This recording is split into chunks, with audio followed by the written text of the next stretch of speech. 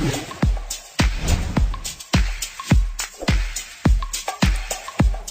स्वागत है आप सभी का हमारे YouTube चैनल पॉलिटेक्निक मंत्रा में।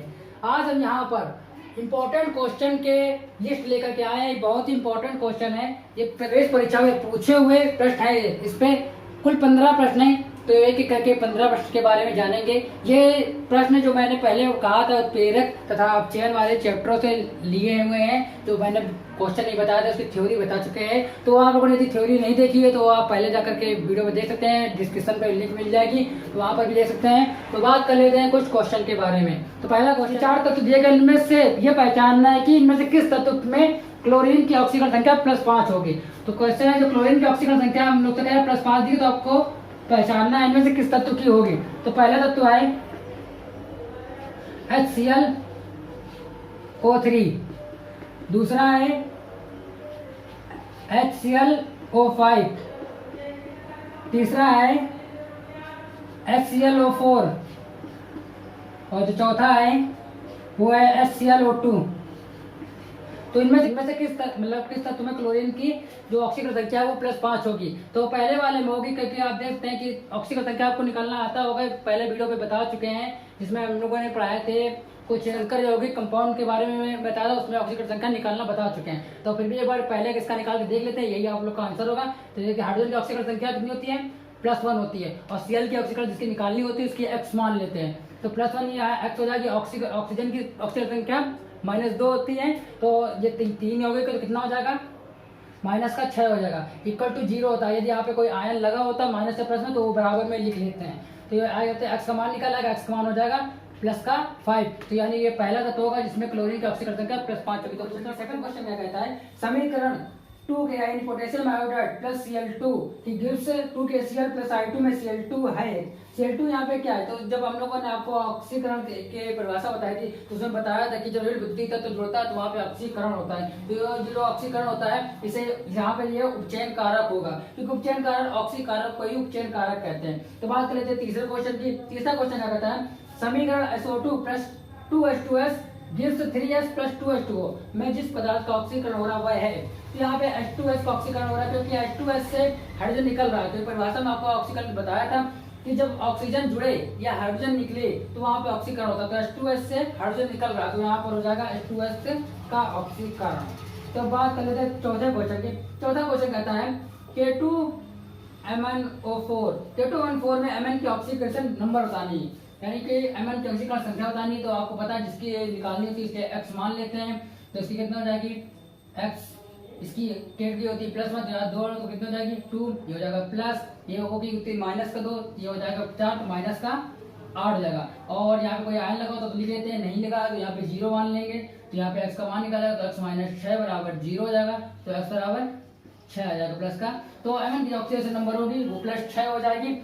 अब बात कर लेते हैं लास्ट क्वेश्चन की। लास्ट क्वेश्चन क्या कहता है कि जो निम्नलिखित में से कौन ऑक्सीकारक तथा अवकारक दोनों है। तो इनमें से ए नंबर यानी H2O2 जो है वो ऑक्सीकारक और अवकारक दोनों का, क्योंकि इसमें हाइड्रोजन और ऑक्सीजन दोनों ही उपस्थित है। यही था बस। तो बात कर लेते हैं और उत्प्रेरक के कुछ उत्प्रेरक के सवालों के बारे में। तो पहला सवाल कहता है नाइट्रोजन के आकलन की केल्डाल विधि में CuSO4 निम्न की भूमिका निभाता है। तो आप नाइट्रोजन बनाने की केल्डाल विधि होती है, यदि आपने नहीं पढ़ी तो पुराने वीडियो में बता चुके हैं, आप देख सकते हैं।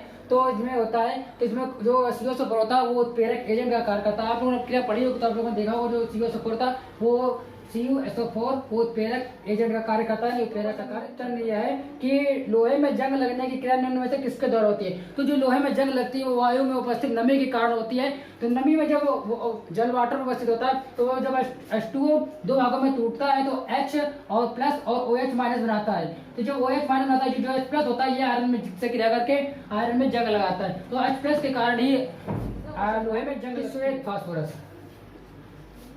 श्वेत फास्फोरस से लाल फास्फोरस बनाने में कौन से उत्प्रेरक का उपयोग किया जाता है।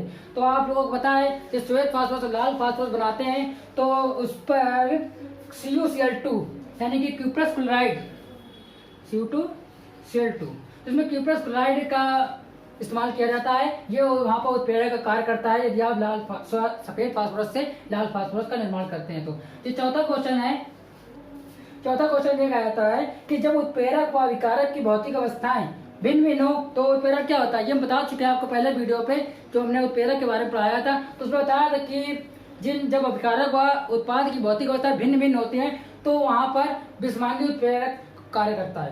तो यहाँ पे विषमांगी उत्प्रेरक ऑप्शन हो जाएगा आपका, ऑप्शन नंबर डी सही रहेगा। तो बात कर लेते हैं पांचवें क्वेश्चन की। पांचवें क्वेश्चन क्या कहता है कि तेलों के हाइड्रोजनीकरण में उपयुक्त उत्प्रेरक है।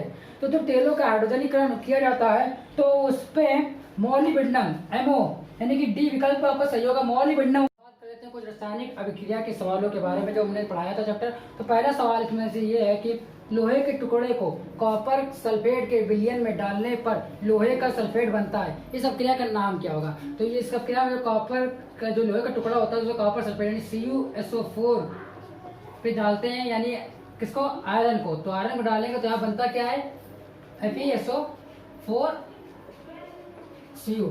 तो यहाँ पर देख सकते हैं जो लोहे का होता है उस लोहे सल्फेट आयरन सल्फेट बना लेता है यानी फेरिक सल्फेट। तो हो जाएगा यहाँ पे क्या होती है, विस्थापन अभिक्रिया हो जाएगी, प्रतिस्थापन अभिक्रिया, क्योंकि यहाँ पे कार्बन जो कॉपर के स्थान था वो आयरन ले रहा है। तो यहाँ पे क्या हो जाएगा, प्रतिस्थापन अभिक्रिया।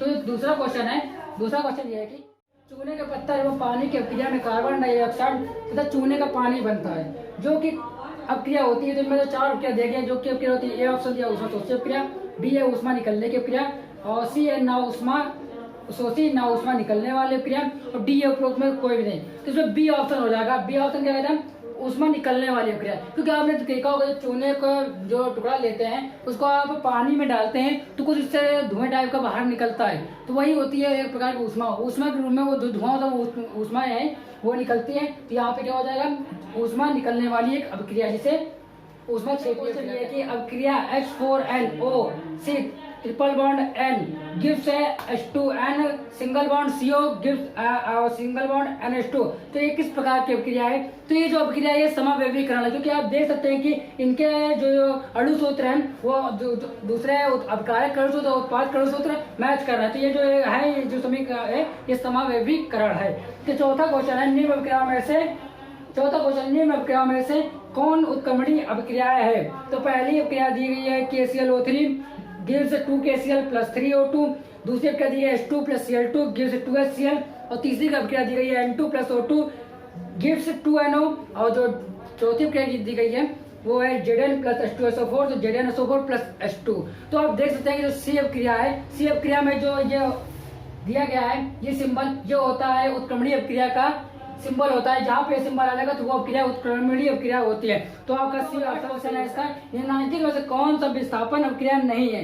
तो आप देख सकते हैं Zn plus CuSO4 gives ZnSO4 plus Cu। तो आप देख सकते हैं यहाँ Zn ने Cu का विस्थापन कर दिया या Cu का स्थान ले लिया, तो एक विस्थापन अभिक्रिया है। दूसरा है Cu plus 2AgNO3 gives CuNO3 का होल ट्वाइस प्लस 2Ag। तो आप देख सकते हैं यहाँ Ag का स्थान Cu ने ले लिया है, तो ये प्रतिस्थापन अभिक्रिया है।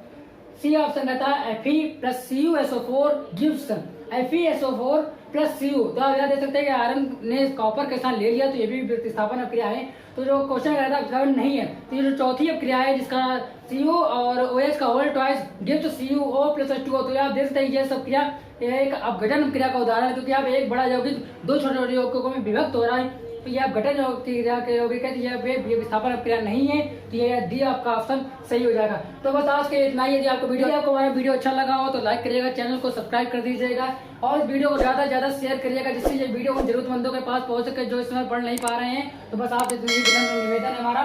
तो बस आज के लिए इतना ही। Thanks for watching.